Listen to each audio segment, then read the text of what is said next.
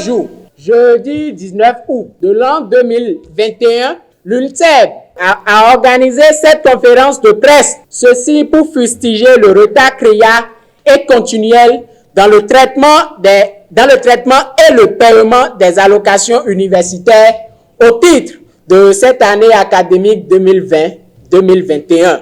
L'année académique 2020-2021 a été officiellement lancée en octobre 2020 à Abomey.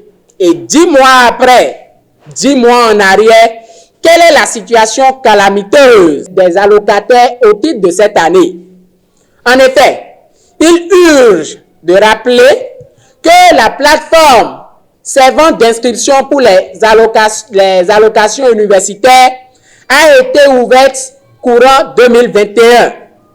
Ceci pour des raisons qui ont été avancées de part et d'autre. Ces raisons sont circonscrites dans le cadre du retard dans la validation des inscriptions à l'université. Ensuite, la non-disponibilité de la commission en charge de l'étude des dossiers afin de permettre à la DEBA, la direction des bourses et aides universitaires, de transmettre les états à la DGB, Direction Générale du Budget, qui se trouve à l'enceinte du Trésor public.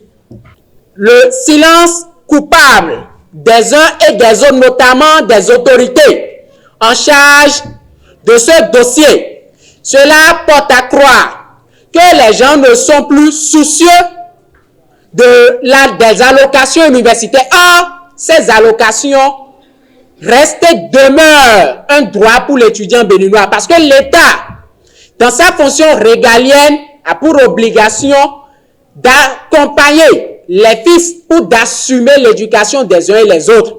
Les allocations ne sont pas un luxe.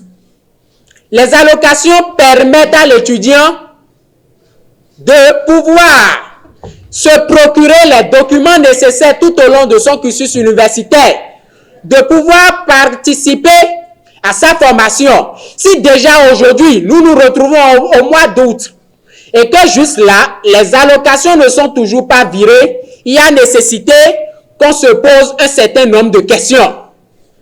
Au titre de cette année, 26 394 demandes ont été enregistrées. Après la première délocalisation, 11 708 de demandes ont été traitées et cela ne concerne que les attributions. Et parmi ces attributions, nous avons 5 201 secours et 3 411 bourses pour le compte de l'UAC. Ce qui montre que c'est insignifiant. Insignifiant en ce sens que, avec tout le lot reçu, on a traité à ce jour que 8 612 dossiers. Et parmi ces 8 612 dossiers, tous les allocataires n'ont pas reçu la totalité de leurs fonds. Certains ont reçu une partie. Qu'est-ce qui pourrait expliquer alors cette anomalie? Qu'est-ce qui pourrait bloquer la donne? Si à ce jour, les allocations ne sont toujours pas virées et que c'est une minorité. Quand on parle de minorité, on peut même quantifier et dire à peine 10% ont reçu leur allocation. Qu'est-ce qui pourrait expliquer cela? Nous avons poussé le bouchon un peu plus loin et nous est revenu de constater que jusqu'à ce jour, les dossiers relatifs au rétablissement ou renouvellement ne sont toujours pas épuisés. Qu'est-ce qui pourrait donc à nouveau expliquer cette anomalie? C'est la preuve que la commission en charge, qui se fout royalement des étudiants, n'a pas le temps. Et c'est pourquoi justement nous voulons informer le chef de l'État de façon officielle que tous les points qui lui ont été faits depuis lors ne sont pas vérifiés. C'est la preuve que les gens ne mentent qu'à la communauté. Mais en réalité, il faut qu'on puisse attirer l'attention des uns et des autres. Cette conférence de presse nous sert de dernier ultimatum.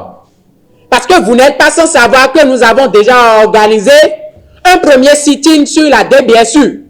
Ceci pour faire accélérer les choses. Et c'est suite à ce sit-in que la première délocalisation a été faite et une minorité a reçu. Mais depuis lors, des gens ont cru que nous sommes déjà fatigués et donc il leur est loisible d'organiser ces allocations comme cela leur plaît. Alors, si nous sommes revenus à la charge, c'est pour montrer aux uns et aux autres que ceci servira, cette conférence de presse servira de dernier ultimatum. Parce qu'au-delà de ceci, il y aura une succession d'activités, une série d'activités, ceci pour mettre la pression jusqu'à ce que le dernier étudiant allocataire rentre en possession de ces allocations.